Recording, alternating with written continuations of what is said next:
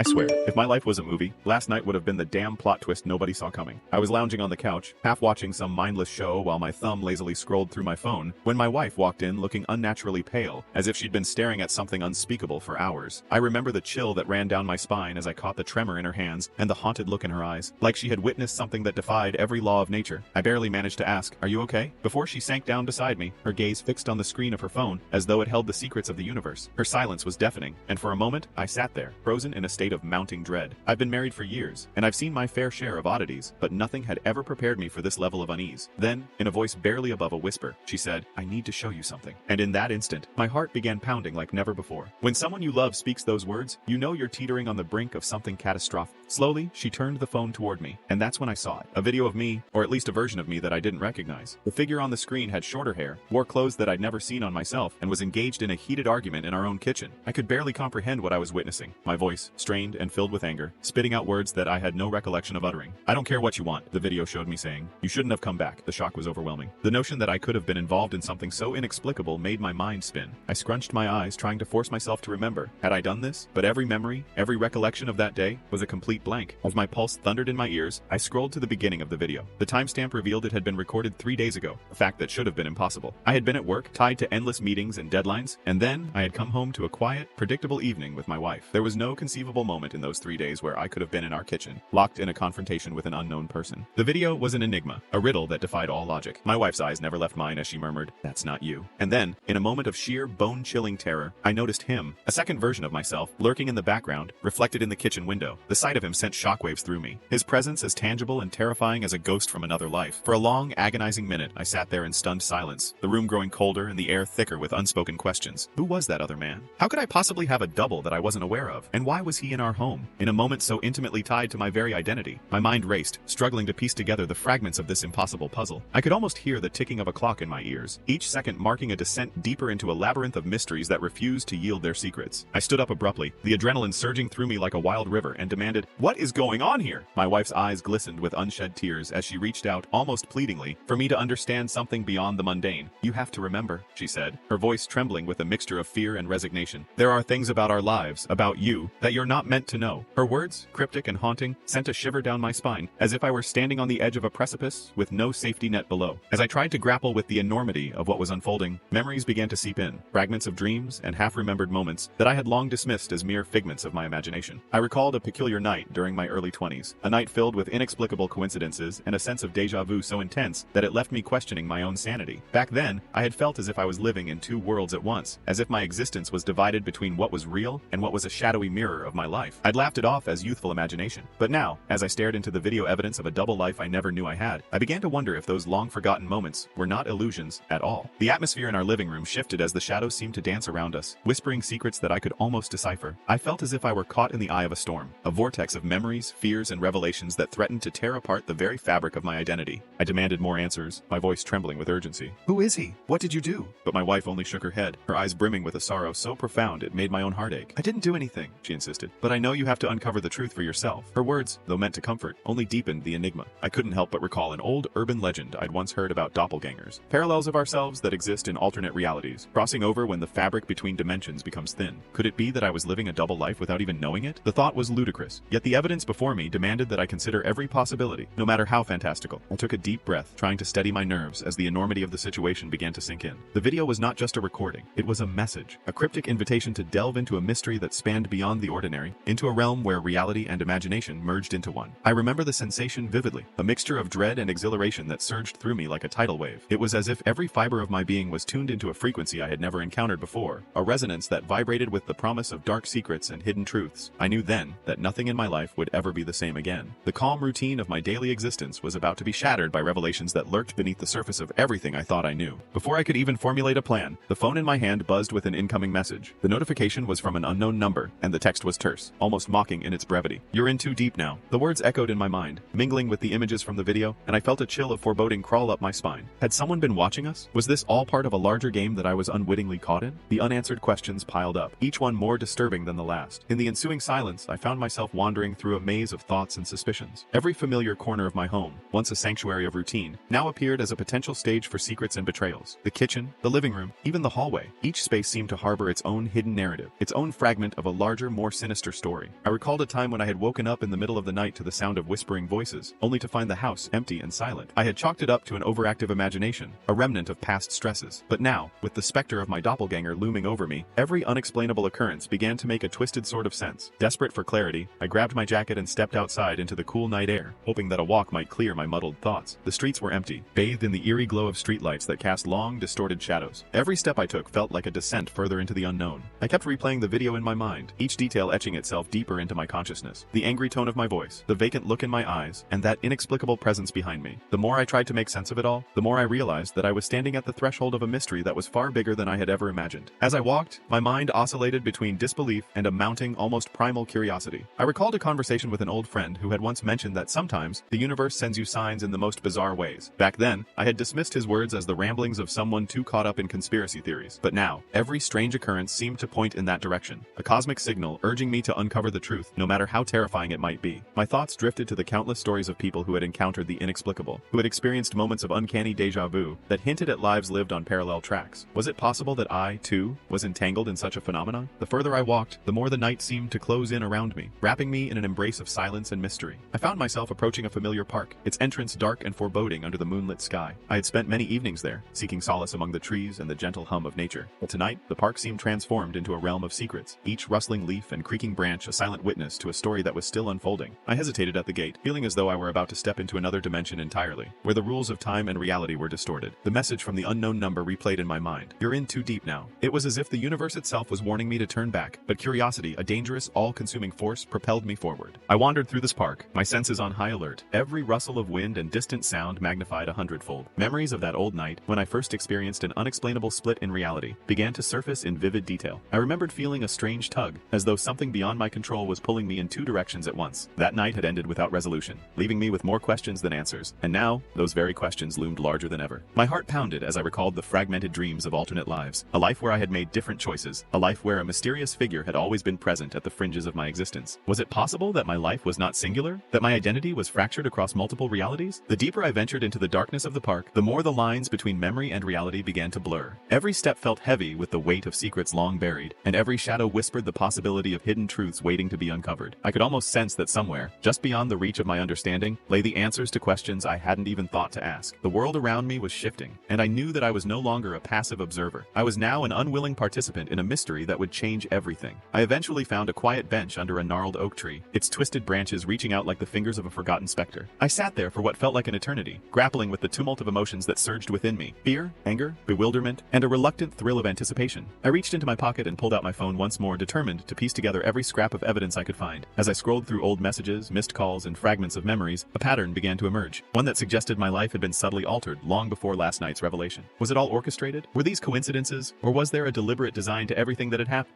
I could no longer ignore the nagging feeling that I was being drawn into a narrative far larger than my own. The video, the mysterious text, the eerie double, all of it pointed to an unfolding saga that intertwined my past with a future I couldn't possibly predict. And as I sat there on that cold bench, under the watchful eye of the ancient oak, I realized that my journey into the heart of this mystery had only just begun. Every unanswered question, every flicker of a half-remembered dream, was a breadcrumb leading me deeper into a labyrinth of intrigue, a maze from which there might be no escape. It was in that moment, as the wind whispered through the leaves and the moon cast a pale glow over the empty park, that I understood something crucial. The truth was not a destination, it was a journey, one that would challenge every belief I held about my life and my very identity. And with that realization, a fierce determination ignited within me. I would uncover the hidden layers of my past, confront the shadowy figures that lurked on the periphery of my reality, and piece together the fragmented mosaic of my existence, no matter how painful or terrifying the process might be. The night was far from over, and as I rose from the bench, I felt the weight of destiny pressing down on me. I had stepped over the threshold into a realm where every moment was charged with possibility and peril, where each heartbeat echoed with the promise of revelations yet to come. I took a deep breath and started walking again, the path before me lit only by the faint glow of distant streetlights and the unyielding pull of an unknown future. And as I disappeared into the darkness, the words from that fateful message reverberated in my mind. You're in too deep now. It was a warning, a challenge, and a truth I could no longer ignore.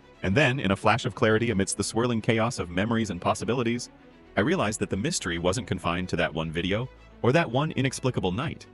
It was embedded in the fabric of my existence, a series of interconnected events, secrets, and hidden truths that spanned not just the past few days, but my entire life. Every seemingly random occurrence, every whisper of a half-forgotten dream, was a piece of a puzzle that I had yet to solve. I was now on a collision course with forces beyond my comprehension, forces that would test my sanity, my resolve, and ultimately, my very understanding of who I was. And just as the first rays of dawn began to creep over the horizon, hinting at a new beginning while promising more questions than answers, I heard a voice that wasn't my own, calling out from the depths of my memory. A voice that said, "It all starts here." And then I realized with a jolt that everything I had experienced was only the opening act of a far more elaborate and dangerous performance. Performance where the boundaries between reality and illusion were destined to blur, leaving me to confront a truth that was both terrifying and inevitable. And then I saw him.